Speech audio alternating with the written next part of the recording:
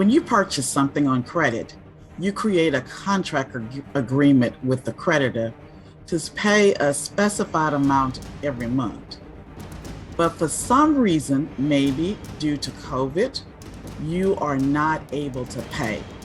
So the owner extends you grace and says, pay what you can. Do your best. Does that mean you stop paying and ignore the initial contract? We're exploring the Ancient Book of Deuteronomy to obtain helpful guidelines to aid us in our daily living.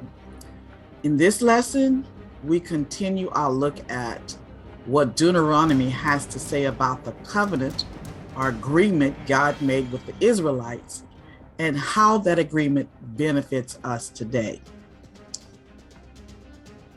In terms of God's agreement, our covenant with the Israelites, our key text is found in Genesis 17:7, and it says, I will establish my covenant between me and you and your descendants after you in their generation for an everlasting covenant, to be God to you and your descendants after you. The title of this lesson is The Covenant and Israel. Different from the contract obligation in which the creditor extends grace, God extends grace to the Israelites, not because they were in the position to pay him back, but because of his love for them and the agreement he made with their fathers. And in return, God expected them to return their love by keeping their end of the contract. Over and over, we see God extended his covenant of grace to the Israelites. In Deuteronomy 9:5 and in Deuteronomy 9:27, God's grace is manifested as Moses is reminding the Israelites that it is not their righteousness that gives them the right to receive the promise. It is God's grace. Moses reminds them that God is fulfilling his promise to them because of a promise he made to their fathers. Deuteronomy 9:5 says, it is not because of your righteousness or the righteousness of your heart that you go in to possess their land, but because of the wickedness of these nations that the Lord your God drives them out from before you, and that he may fulfill the word which the Lord swore to your fathers, to Abraham, Isaac, and Jacob. Furthermore, Moses points out how he had to intervene in their behalf to keep God from destroying them for rebelling against God. In Deuteronomy 9:27, it says, remember your servant Abraham, Isaac, and Jacob. Do not look on the stubbornness of this people or on their wickedness or their sin. Although they deserved to die for rebelling against God, God extends his grace. But this grace does not give them permission to continue on in their wickedness or their sins. Hence, in the same situation with the Israelites, the covenant of grace appears. God worked for them despite their constant mistakes. But as with the nations before them, if they continued in the wickedness, their probation would end and grace would no longer be extended. This is how the gospel of grace works for us today as well. God extends grace to us, but we should not take his grace for granted and continue to sin. So, it was not because of any good in them, but because of the promise God made to the fathers that grace was given to their future generations. Moses, as their leader, often referred to the covenantal promise made to the patriarchs.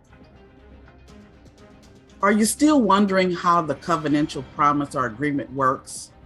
Well, Exodus 2:24, Exodus 6:8, and Leviticus 26:42 provide more insight. In Exodus 2:24, the Israelites complain about how God is leading them, but God remembers the promise he had made with their fathers and extends his grace. It says, so God heard their groaning, and God remembered his covenant with Abraham, with Isaac, and with Jacob. In Exodus 6:8, God assures the Israelites that he will keep the promise he made to the fathers and extend his grace. It says, I will bring you into the land which I swore to give to Abraham, Isaac, and Jacob, and I will give it to you as a heritage. I am the Lord. And in Leviticus 26:42, again, God reassures the Israelites that he will keep his promise and extend his grace. It says, then I will remember my covenant with Jacob and my covenant with Isaac and my covenant with Abraham, and I will remember the land. So the Exodus from Egypt was the great symbol of God's saving grace. It was also based on the covenant the Lord had made with their fathers. This covenant with God was made far before the beneficiaries of the covenant were born. The promises God made to their fathers were made in their behalf. It's like God making a promise to your parents in regards to you and keeping it not because of anything you've done or deserve, but he's keeping the promise based on the behalf of your parents. But the promise is conditional. There are some things you are expected to do to ratify the covenant and have it extended to your children after you. The point here is that through miracles and events of the Exodus that God performed, they received the promised deliverance, not because of anything they had done, but because of the promise God had made to their parents, Abraham, Isaac, and Jacob.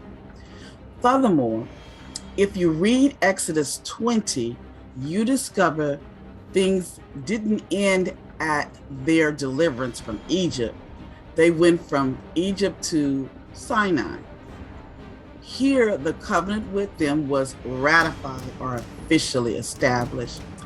Central to this covenant was the gospel and the law, the 10 commandments, which they were called upon to obey. Their obedience was a show of their saving relationship with God, who had already redeemed them as a manifestation of the gospel in which God shows his redeeming love.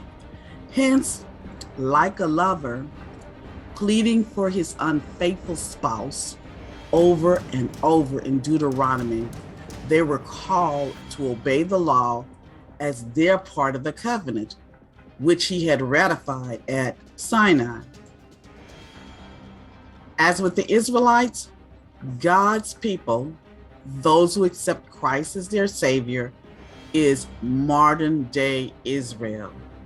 The promise to Abraham, Isaac, and Jacob is extended to them.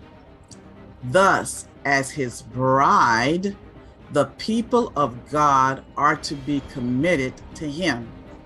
As a part of the contractual covenant between God and his people is the 10 commandments. Thus, in showing our love to him, we ratify the covenant by agreeing to obey him.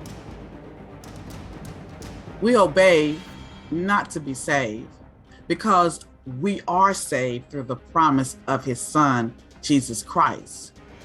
We obey because of our love for him, who said, In John 14:15, if you love me, keep my commandments. Knowing that the promise given to their fathers was extended to them, how did the new generation of Israelites respond? Find out in part 4, the Book of the Covenant.